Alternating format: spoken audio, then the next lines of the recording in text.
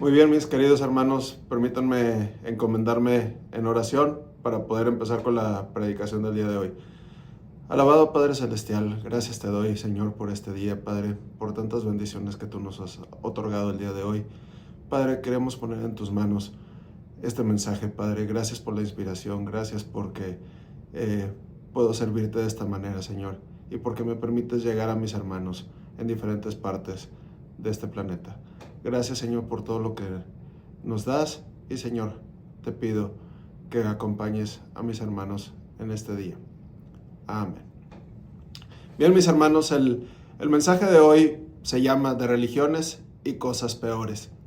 Es una situación un poco curiosa en la que estamos viviendo. Vivimos en una época en donde la comida es rápida, la inteligencia es artificial, la belleza es postiza, la educación es virtual y los líderes de moda no son pastores, ni políticos, ni científicos, y menos maestros, sino son influencers de redes sociales. Entonces, en medio de tanta superficialidad que vivimos, confusión, incluso apariencias, de esta manera también han surgido evangelios rápidos, doctrinas artificiales y hasta iglesias que parecen más una marca. Yo voy a tal congregación y hasta le ponen la calcamonía en el vehículo, que realmente el cuerpo de nuestro Señor Jesucristo. Entonces, por eso es muy importante que tenemos que volver y realmente enfocarnos en lo que es la palabra, porque solo la verdad de Dios es la que nos puede salvar, transformar y sostener. Justamente esta época fue advertida por el profeta Isaías en el pasaje 5:20, donde a lo malo le dicen bueno, a lo bueno le llaman malo, a lo dulce le llaman amargo, a lo amargo le dicen dulce, y le das luz a las tinieblas y tinieblas a la luz. Es por esto, mis hermanos, que tenemos que aprender a discernir conforme a la Escritura. Tenemos que leer la Escritura, realmente saber si lo que estamos viendo es realmente de Dios o no es. Porque en estos momentos no todo lo que suena espiritual es realmente bíblico y no todo lo que lleva nombre de iglesia realmente honra a nuestro Señor Jesucristo. Por eso hoy quiero invitarlos a que vayamos juntos con la palabra, porque ahí es donde vamos a encontrar con claridad frente a este engaño y firmeza ante tanta confusión. Nos vamos a basar en el pasaje de Mateo capítulo 12, de los versículos del 22 al 37. Ahí vamos a ver cómo Jesús mismo enfrentó a personas religiosas que, aunque conocían mucho de lo externo, mucho de la palabra de ese momento, estaban completamente desviados del corazón de Dios. Y vamos a ver cómo ese mismo patrón se está repitiendo en la actualidad a través de estas doctrinas falsas de las que vamos a hablar. El primer punto, como saben, hago un desglose del pasaje.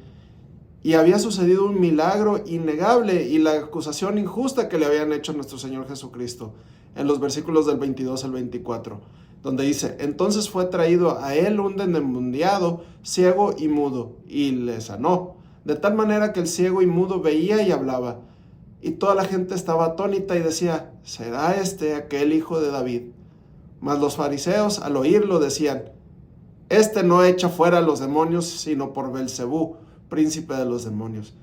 Entonces, mis hermanos, aquí nuestro Señor Jesús estaba realmente haciendo un milagro a simple vista de todos, y estas personas, en vez de reconocer que era obra de Dios, se le atribuyen al enemigo aquello que venía de lo alto. Como les dije, le dan luz a las tinieblas y tinieblas a la luz.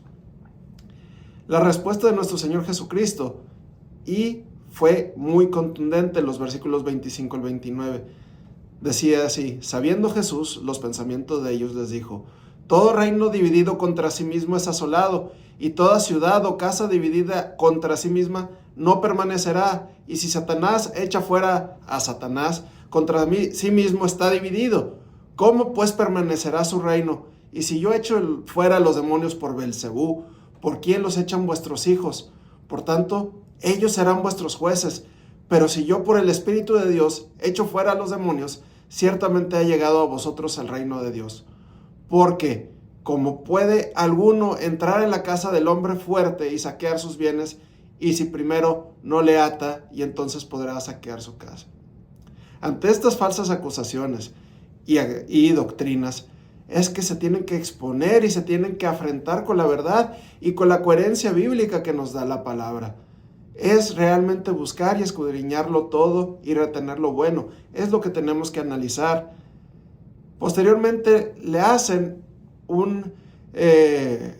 les enseña lo que es realmente la blasfemia y lo que es lo grave de esta blasfemia en contra del Espíritu Santo, en los versículos 30-32. Y dice: el que no es conmigo, contra mí es, y el que conmigo no recoge, desparrama. Por tanto os digo, todo pecado y blasfemia será perdonado a los hombres, mas la blasfemia contra el Espíritu no le será perdonada. A cualquiera que dijere alguna palabra contra el Hijo del Hombre, le será perdonado, pero el que hable contra el Espíritu Santo no le será perdonado, ni en este siglo, ni en el venidero. Así que, mis hermanos, el que no está con Cristo, está contra Él. Aquí no hay puntos intermedios, o se es o no se es, se está o no se está. Estas doctrinas falsas que niegan la obra real del Espíritu se acercan mucho al peligro de muerte eterna. En los versículos 33 al 37, donde concluye el árbol y su fruto, la fuente de la verdad que se encuentra, y dice así: o haced el árbol bueno y su fruto bueno, o haced el árbol malo y su fruto malo, porque por el fruto se conoce el árbol. Generación de víboras, ¿cómo podéis hablar lo bueno siendo malos? Porque de la abundancia del corazón habla la boca. El hombre bueno del buen tesoro del corazón saca buenas cosas, y el hombre malo del mal tesoro saca malas cosas. Mas yo digo que de toda palabra ociosa que hablen los hombres, de ella darán cuenta en el día del juicio, porque por tus palabras serás justificado y por tus palabras serás condenado. Así que, mis hermanos, las palabras y las enseñanzas salen de un corazón que puede estar lleno de la gracia y la verdad de Dios, o de error y de mentira. Así que, mis hermanos, tengamos muy en cuenta esto. Y pasemos ahora a las doctrinas de las que me refiero y a los movimientos alejados de la verdadera palabra. Primeramente, voy a hablar de la forma más fraternal que puedo, porque como la gran mayoría de los países latinoamericanos y de habla hispana, tenemos familiares, amigos o conocidos que profesan la fe o la religión católica. Entonces, con todo el debido respeto, con todo el amor que tiene la palabra de Dios, se los comparto, y no es con un afán confrontacional, sino es con un afán de que puedan abrir los ojos, porque hay mucha gente que sí es muy devota, pero no es correcto algunos de los aspectos que voy a mencionar. El punto número 1, voy a tocar 4 puntos. El punto número 1 es el voto de castidad de sus ministros. Nuestro Señor Jesucristo no prohibió nada. De hecho, en la palabra de Dios, en 1 Timoteo 3, 1-2, se habla de cómo deben de ser los ministros. Dice: palabra fiel, si alguno anhela obispado, buena obra desea, pero es necesario que el obispo sea irreprensible, marido de una sola mujer, y demás descripciones que vienen en el listado posterior. Entonces, es permitido, es permisible. Y de hecho el apóstol Pablo lo continúa diciendo en 1 Corintios 7, 8, 9. Digo, pues a los solteros y a las viudas, que bueno les fuere quedarse como yo, pero si no tienen don de continencia, cásense. Pues mejor es casarse que estarse quemando. Entonces, quizás al eliminar este régimen, les evitaría muchas problemáticas que lamentablemente son infames y muy, muy conocidas a nivel mundial. Entonces, esto también evita que mucha gente llegue al conocimiento de la palabra por toda esta infamia que hay y por todos estos hechos. Entonces, es un punto de análisis. El segundo punto, mis hermanos, es la venta de indulgencias, el purgatorio, el limbo, la salvación por obras, incluso las plegarias por salvación posterior a la muerte terrenal.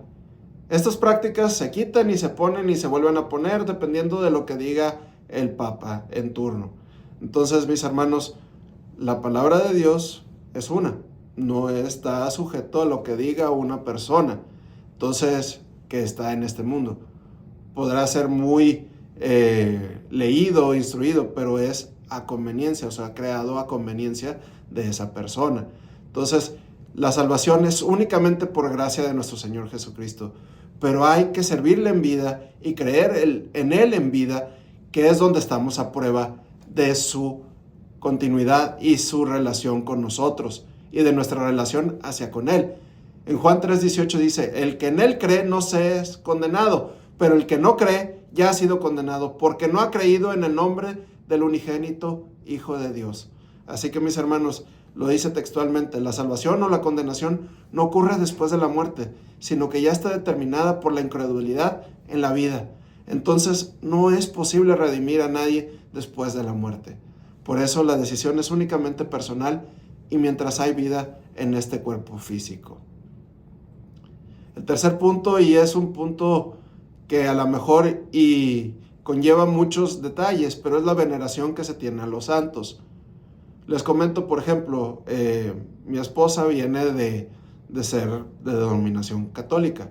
Yo nací en una iglesia metodista y pues bueno, la tradición es que se nos enseñe y se nos haga que memoricemos los 10 mandamientos. Entonces, en un momento empezamos a leer los 10 mandamientos y nos dimos cuenta de que hay una diferencia. ¿Por qué es esta diferencia? La versión Reina Valera, que es la que se utiliza en casi todas las iglesias evangélicas protestantes, así como todas las versiones en inglés, e incluso la Biblia Jerusalén, que es una versión católica, dice los 10 mandamientos. Los primeros 2 dicen, no tendrás dioses ajenos delante de mí, no te harás imagen ni ninguna semejanza de lo que está arriba en el cielo, ni abajo en la tierra, ni en las aguas debajo de la tierra. No te inclinarás a ellas, ni las honrarás.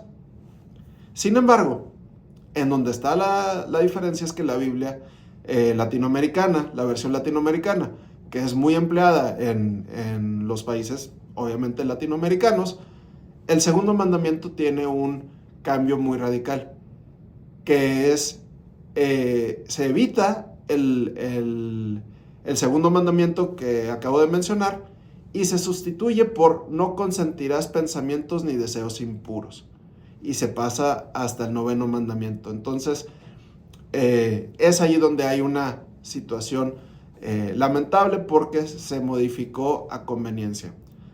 Y esto ustedes dirán, bueno, eso es en el Antiguo Testamento. En el Nuevo Testamento de igual manera la palabra es muy clara. No hay ningún otro Dios. En 1 Corintios 6:9 dice, ¿no sabéis que los injustos o no heredarán el reino de Dios? No erréis, ni los fornicarios, ni los idólatras. Entonces, el tener esta devoción hacia una imagen es idolatría. Pero, sin embargo, escuchaba yo a un sacerdote que trataba de explicar que no es una adoración, que es una veneración.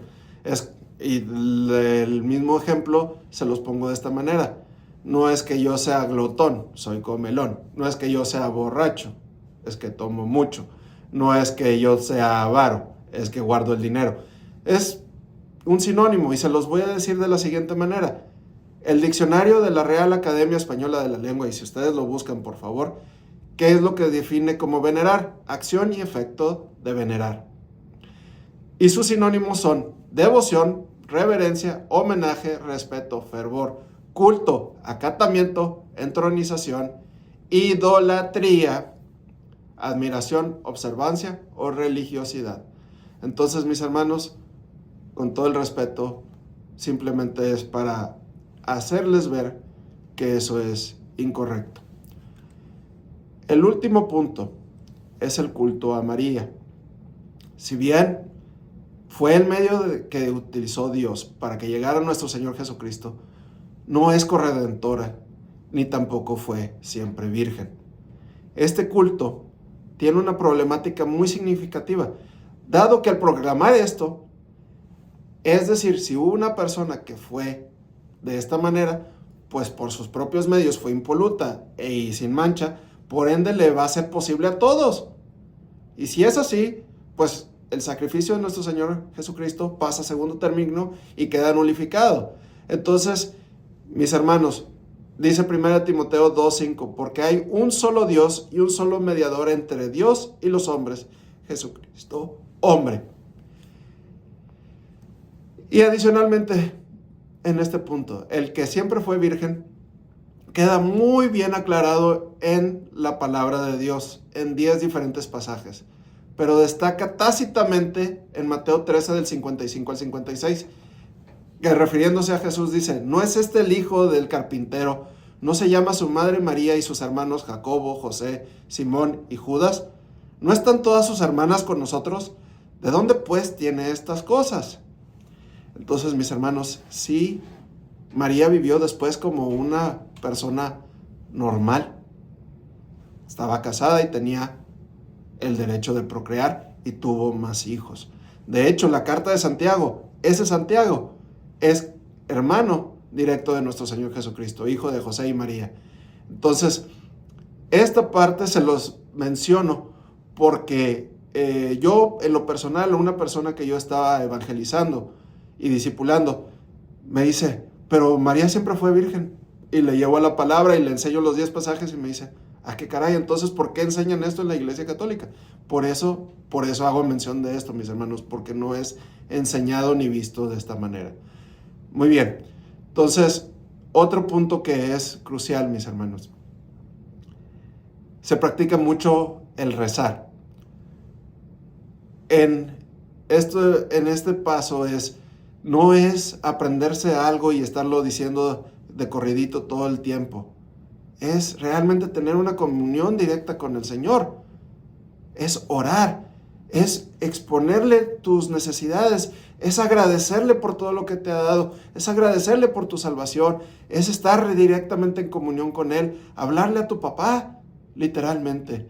Entonces, mis hermanos, es por eso que es imprescindible la comunión con Dios, es leer su palabra, es estar cerca de Él, es amarlo de verdad. No necesitamos intermediarios, tenemos línea directa con el Padre. Entonces, por eso los convoco de esta manera. La teología de la prosperidad es otro punto del que voy a tratar. En la actualidad ha agarrado mucha influencia.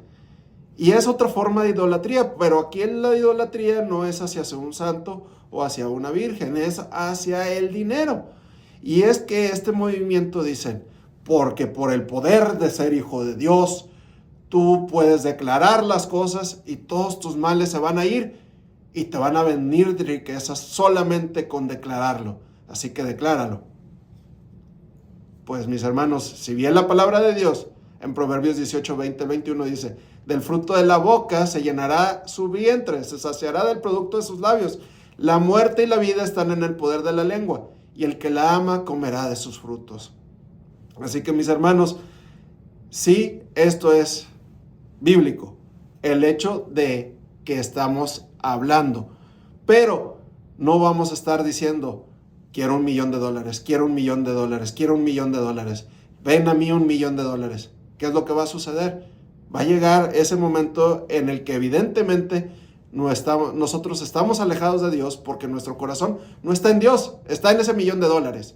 Entonces, este punto, mis hermanos, es clave. No es estarnos enfocando en quiero, o necesito, o dame. Es también estar agradecidos con lo que tenemos. Y de esto nuestro Señor Jesucristo nos habla en muchas partes de esto. Ahora bien, ¿por qué lo digo? Porque en Mateo 5:11 nuestro Señor Jesucristo les dice: no lo que entra en la boca contamina al hombre, mas lo que sale de la boca, esto es lo que contamina al hombre. Y culmina en el 18 diciendo: porque lo que sale de la boca, del corazón sale, y esto es lo que verdaderamente contamina al hombre. Es decir, que si uno solo está haciendo estas declaraciones, pues ¿qué es lo que va a pasar? Tu corazón no está allí, no está con el Señor, está con el dinero. Aquí les voy a comentar un caso un poco lamentable o triste. Hay una denominación en Monterrey que ha agarrado mucha auge en la actualidad. Y la gente va ahí y llega y dice: me cayó oro. Y literalmente les avientan alguna diamantina o no sé, o algún efecto visual y les cae oro. Y llegan a su casa: mira, fui a la iglesia y cayó oro. Pues, ¿dónde está? ¿Dónde está? No, pues es que solo es en el templo. Pues es que, mis hermanos, dice Proverbios 10:22, la bendición de Jehová es la que enriquece y no añade tristeza con ella. Dios no le va a dar algo que se lo va a quitar. Esto es definitivo, Dios no te va a dar algo que te lo va a quitar. Entonces, a lo que estoy tratando de decir con esto es que no te va a traer tristeza cuando tú estés con la bendición de Dios. Esto es elemental. Y otro punto muy importante, de otra congregación supe que su pastor, no voy a decir nombres, pero fue desprendida o salió del movimiento del Castillo del Rey. Se le acercaron al pastor y le dijeron, oigan, pastor, fíjese que yo quiero, ¿no me puede dar material para yo empezar a evangelizar? Ah, sí, hermana. Pero pues es una congregación que se reúne en una de las partes más ricas de la ciudad. Y le dice, sí, hermana, ¿y va a hacer reuniones en su casa o qué? Y dice, pues es que quiero empezar con mi chofer y con mi sirvienta. Ah, no, hermana, ellos no los queremos, queremos gente de nivelito. El Señor no hace acepción de personas. El Señor no hace acepción de personas.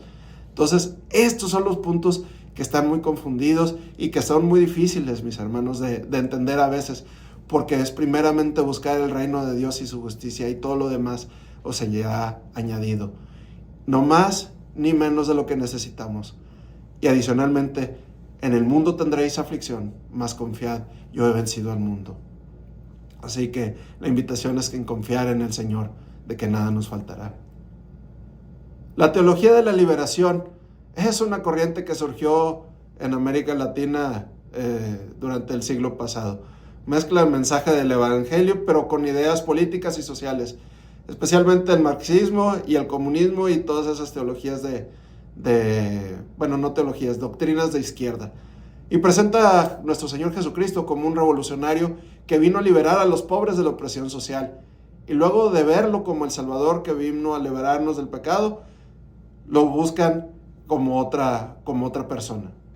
Entonces, su énfasis no está en cambiar las estructuras sociales, sino que quieren transformar y liberarte de esa opresión en la que has vivido. Entonces, mis hermanos, Jesús no vino a eso. Él, de hecho, lo dijo en Juan 18:36, mi reino no es de este mundo. Y un testimonio que yo recuerdo del funeral de nuestro hermano Enrique Cepeda es que comentaban ahí que había ido uno de estos evangelistas o pastores o predicadores de esta teología y pues empezaba a predicar de cosas que no tenían nada de sustento teológico ni bíblico ni nada, pero estaban acomodadas a su doctrina. Pero hablaba en inglés, entonces mi hermano Cepeda, con el tono característico que tenía, que lo que recordamos de corazón y que lo llevamos muy presente, empieza con su alegría a traducir al español el mensaje. Pero al darse cuenta mi hermano que estaba hablando de incoherencias, empieza a compartir un mensaje que él tenía preparado y la gente fue a los pies del Señor, pero no por la teología de la liberación, sino por la sana doctrina que fue llevado. Entonces, esos son momentos en los que hay que realmente saber y estar firmes en la palabra. Otro aspecto, mis hermanos, son los testigos de Jehová y los mormones. Predican un evangelio muy distinto al que fue entregado por los apóstoles. Ambos niegan verdades fundamentales en la fe cristiana. Por ejemplo, los testigos de Jehová niegan una divinidad de Jesucristo, enseñando que Él fue un ser creado como un ángel más. Pero la palabra de Dios afirma que Jesús es Dios eterno. Y de hecho, en la palabra de nosotros dice que en el principio era el verbo y el verbo era Dios. En su palabra, de ellos en su versión, dice, y el verbo era un Dios. Entonces, hay que tener mucho cuidado. Entonces, por otro lado, los mormones, si bien utilizan la Biblia de nosotros, para ellos no les es suficiente. Y desarrollaron un nuevo evangelio que se llamaba el Libro del Mormón. De esta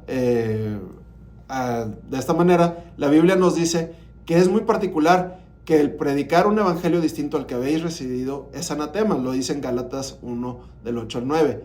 Entonces, ellos llegan a determinar que incluso uno puede llegar a ser un Dios. Entonces, realmente ambas doctrinas están muy alejadas de lo que es el Evangelio, minimizan a nuestro Señor Jesucristo y ponen su confianza en las obras o en revelaciones humanas en lugar de la palabra de Dios. Por eso no son caminos hacia Dios, sino caminos de engaño. El por qué los testigos de Jehová utilizan una versión diferente. La versión diferente de ellos es la traducción del Nuevo Mundo de las Santas Escrituras, que fue escrita por Charles Taze Russell.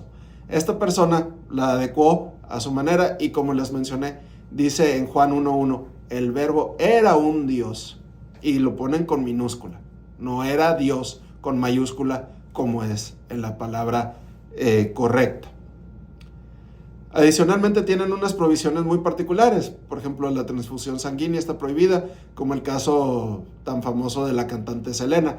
Ella era practicante de esta religión y si en efecto recibió un impacto de bala, perdió la vida por la salida de sangre de su cuerpo. Entonces, también se aíslan de la cultura cívica y esto los acerca más a una religiosidad del legalismo fariseo que de la gracia de Dios. Los mormones, como les comentaba, utilizaron el libro de Mormón. Este libro de Mormón es derivado de que se le apareció a su creador, a su fundador, un ángel llamado Moroni, y que esto le empezó a iluminar y le narró una historia un poco atípica, y ahí fue donde tienen las prohibiciones. Sin embargo, no hay ninguna evidencia de ninguna forma, ni histórica, ni arqueológica, ni lingüística, que respalde este movimiento. Entonces, incluso Gálatas 1:8 dice así: mas si aún nosotros o un ángel del cielo os anunciare otro evangelio diferente al que os hemos anunciado, sea anatema. Como antes hemos dicho, también ahora lo repito, si alguno os predica diferente evangelio del que habéis recibido, sea anatema. Es fuerte el mensaje. Hay otra doctrina también un poco particular, que es la teología unitaria. Hay que tener mucho cuidado con esta, porque se desprende de un modalismo y ciertas iglesias niegan la existencia de la Trinidad. Estas enseñanzas afirman que Dios es solo una persona que se manifiesta en diferentes modos: Padre, Hijo o Espíritu Santo, pero no aceptan que son tres personas distintas en un solo Dios. Sin embargo, la Biblia enseña claramente que el Padre es Dios, el Hijo es Dios y el Espíritu Santo es Dios, y que los tres coexisten eternamente. Negar esta Trinidad es negar la verdadera naturaleza de Dios revelada en las Escrituras. En mis tiempos que viví en Madrid, estudiando el doctorado, fui a una iglesia que se llamaba Pentecostal y era un poco carismática, como es el corte pentecostal, pero lo que me sorprendió y lo que me impactó es que era unitaria. Y un día estaba predicando un pastor invitado y decía: y es que el que ha visto a Dios, a Jesús, ha visto a Dios, porque es solo uno y no existe nada, como dicen algunos por ahí, de eso de la Trinidad. Eso no existe. Y me quedé sorprendido porque pues dije, bueno, ¿qué es esto? O sea, es una iglesia pentecostal que piden la presencia y los dones del Espíritu Santo. Entonces, ¿qué está pasando aquí? Y dije, pero tranquilo, es un pastor invitado, no es el que predica normalmente. Termina de predicar, llega el pastor de esa congregación y dice: qué hermoso es escuchar la palabra de Dios. Y en ese momento yo me levanté y me fui porque pues evidentemente estaba muy equivocado. Sin embargo, lo podemos visualizar muy físicamente y muy evidentemente en Mateo 3, 16 y 17. Y Jesús, después que fue bautizado, subió luego del agua, y he ahí los cielos le fueron abiertos, y vio al Espíritu de Dios que descendía como paloma y venía sobre él. Y hubo una voz de los cielos que decía: este es mi Hijo amado, en quien tengo complacencia. Entonces ahí evidentemente está Dios en tres personas, bendita Trinidad. Otro aspecto que estamos viendo en la actualidad es la supergracia y las iglesias woke. Woke en inglés significa despierto. Entonces es un movimiento que es más bien social y no tanto religioso. Pero estas enseñanzas de la gracia barata o la supergracia es que no importa ni cómo vivas, ni cómo eres, ni en quién has creído, Dios igual manera te va a perdonar y te va a recibir. Esto es una distorsión muy, muy grande en la que se utiliza a Romanos 6, que dice, ¿persistiremos en el pecado para que la gracia abunde? Pues de ninguna manera. Es necesario tener esa comunión con el Señor. Estas iglesias woke, de igual manera, lo están adaptando el mensaje a la ideología moderna, normalizando el pecado y relativizando la verdad. Ambas corrientes tienen algo muy en común: minimizan la santidad de Dios y distorsionan el verdadero evangelio que llama al arrepentimiento y a la obediencia a la transformación por el Espíritu Santo. La supergracia empezó de un movimiento en Oklahoma liderado por Carlton Pearson, un pastor de origen afroamericano que abarata la gracia de nuestro Señor Jesucristo, y según él, todo el mundo, independientemente de cómo sea, va a ser salvo. Entonces, esto es negado porque nuestro Señor Jesucristo nos dijo: toma tu cruz y sígueme todos los días. El movimiento woke, como les mencionaba, surge del humanismo y es más un movimiento social que realmente una fuente teológica. No hay fundamento para esto, al contrario, se habla en contra porque están haciendo muchas cosas en favor del movimiento LGBT. Esto ha permeado las iglesias que anteriormente fueron bastiones de la doctrina, de la sana doctrina. Iglesias que es muy triste ver, como la Iglesia Metodista Unida en Estados Unidos, la Iglesia Presbiteriana de los Estados Unidos.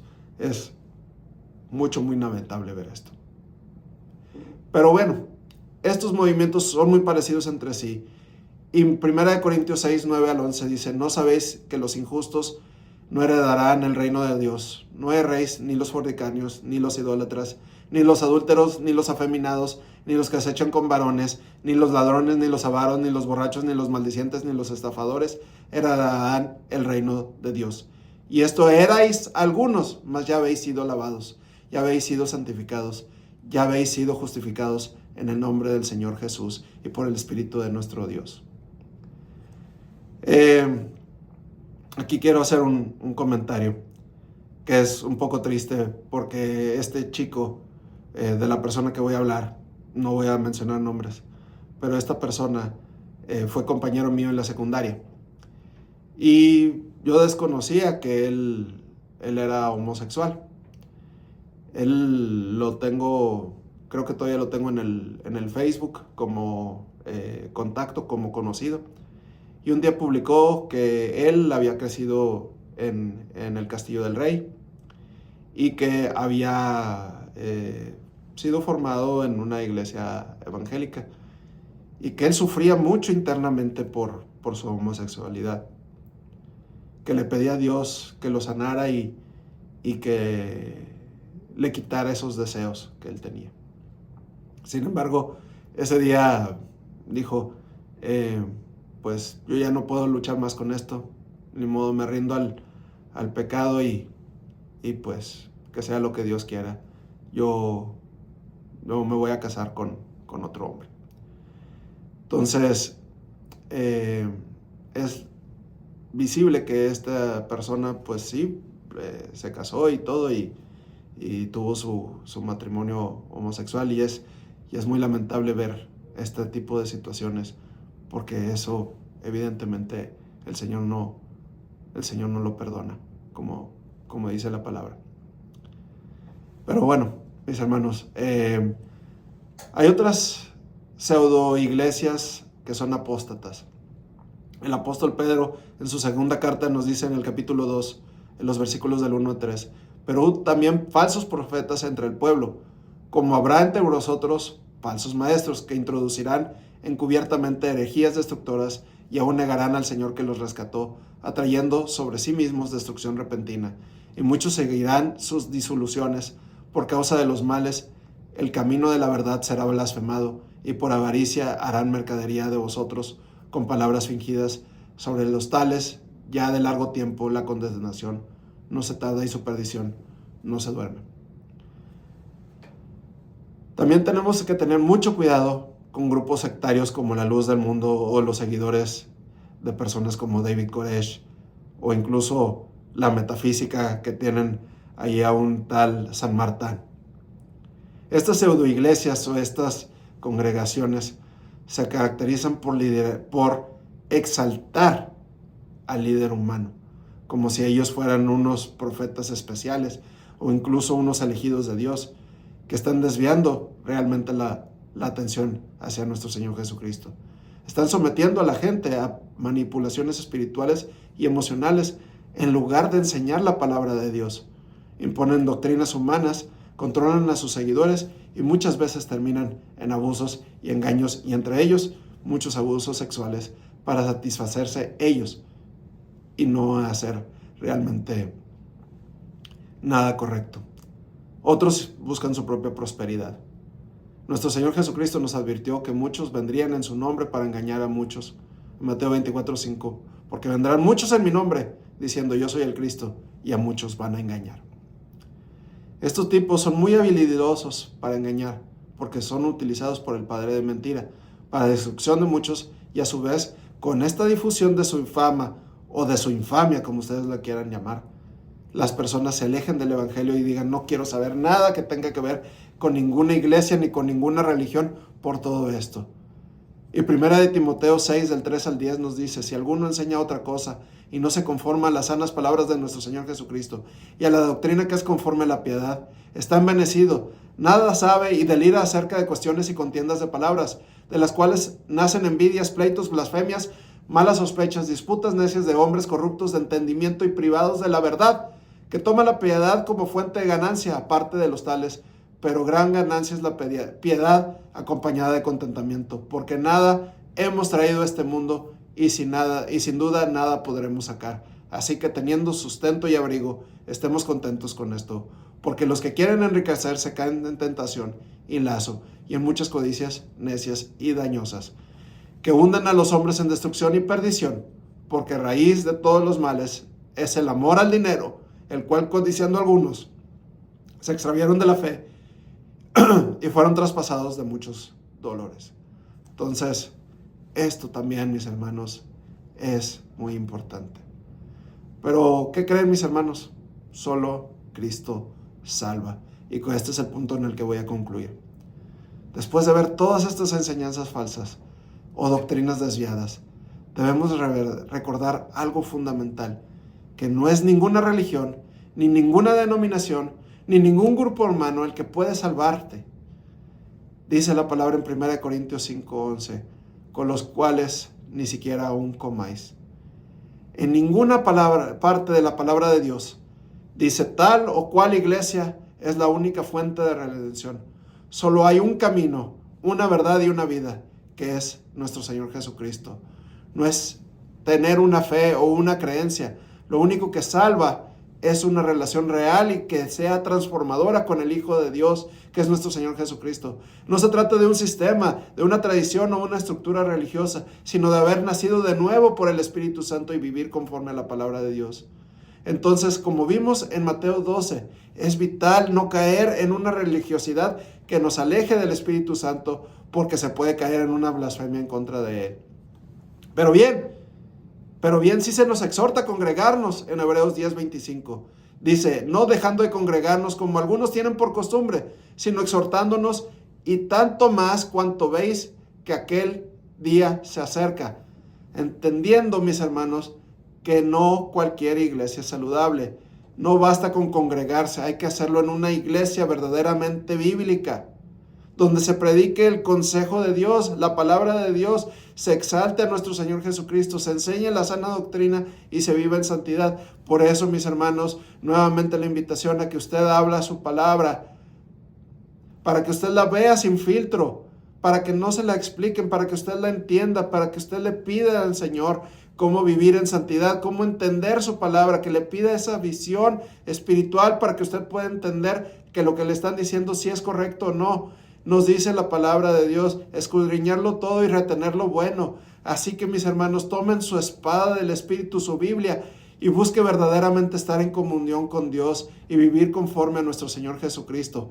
Porque al final, como dijo Jesús en Mateo 7:21-23, No todo el que me dice Señor, Señor, entrará en el reino, sino el que hace la voluntad del Padre. Y yo, sinceramente, yo no quiero ir un día. Nunca os conocí, apartados de mí, hacedores de maldad. Yo quiero ir, bien, buen siervo y fiel, entra en el gozo de tu Señor. Esa debe ser nuestra meta. Así que, mis hermanos, si tú no has conocido a nuestro Señor Jesucristo, si tú te has alejado y quieres tomar tu decisión por el Señor, te invito en este momento a hacerlo. Sigue conmigo la oración y después nos unimos todos en una oración final. Señor, te agradezco por el sacrificio de nuestro Señor Jesucristo en la cruz. No necesito a nadie más que a nuestro Señor Jesucristo. Gracias por el perdón de nuestros pecados. Gracias por el sacrificio en la cruz del Calvario. Gracias por lo que me has dado y por favor, que mi nombre esté escrito en el libro de la vida y dame la fuerza y dame la sabiduría para seguirte todos los días. Ahora bien, por todos oremos. Alabado Padre Celestial, gracias te doy por este día. Gracias porque solo tú eres bueno y digno de recibir toda la honra y la gloria. Gracias, Señor, por todo lo que nos muestras. Gracias, Señor, porque estamos y podemos decir que somos hijos tuyos y que contigo nada nos faltará y que contigo tenemos esa gracia, Señor, y esa misericordia para con nosotros. Señor, en este momento que estamos por despedirnos, te pido por la vida de mis hermanos, acompáñales. Si hay alguno que tiene problemas económicos, acompáñales en este inicio de semana como Jehová Jireh, que les proveas de todo cuanto hace falta. Si hay alguno que tiene problemas de salud, acompáñalos como Jehová Rafa, que es quien sana nuestras heridas y nuestras dolencias. En especial pedimos por Erenia, que está enferma. También, Señor, te pedimos por Jehová Sama. Ese es el más importante, Señor. Que estés con nosotros todos los días de nuestra vida, Señor. Que tu presencia no nos falte. Que tu amor, tu misericordia nos acompañen y nos guíen en cada paso, Señor. Todo esto, Señor, te lo pedimos en el nombre que es sobre todo nombre de nuestro Señor Jesucristo. Amén, amén y amén.